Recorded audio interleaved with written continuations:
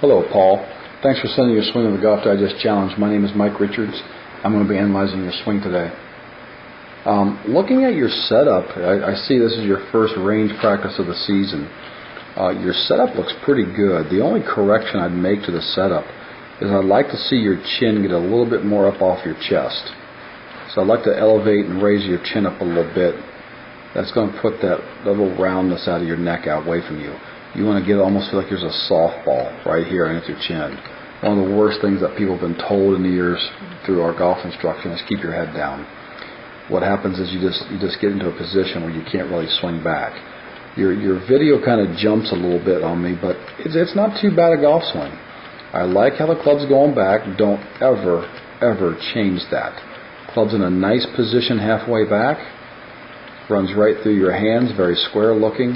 Like the position at the top of your swing.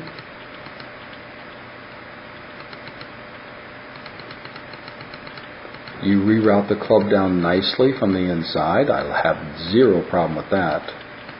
Now, coming through, you look like you're in a decent hitting position right there. I have no idea what your golf ball does most of the time,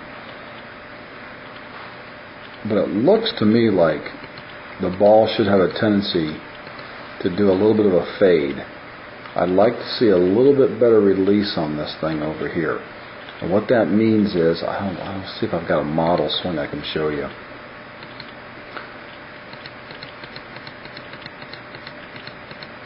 I'm going to see if I can see one over here. See if Sergio does the swing I want to see. Okay, now, look at the club face difference. His club face looks like a knife and turned over. You don't really see the face of the club. Yours is a little bit more, I can see the face. What that tells me is a little bit more scoopiness to the shot. Hitting off these mats, you really can't tell so much because the club can still hit behind the golf ball. The ball bounces up into the ball and it looks like you hit a good shot. Looking at where you're hitting balls from, if there's any grass whatsoever, get off that mat and get on some grass. But the only thing I would say is when you finish your swing, I'd like to see your hands finish in a very nice rotated fashion, and that club face finish in a little bit better rotated fashion. Let's see what else I can find you. Well, let's go back up here and see if we can find Tiger Woods. Now let's see what Tiger's swing looks like when he gets finished. See the club face difference? His again is turned over.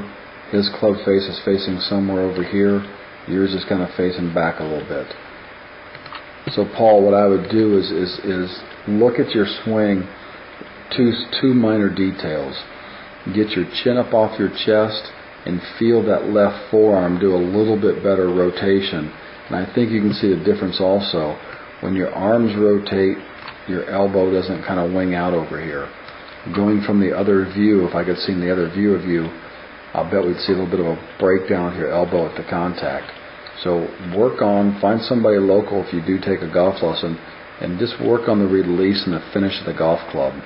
I think that's one thing you got to work on. It might stop your ball from fading, and you might get a little distance out of the shot.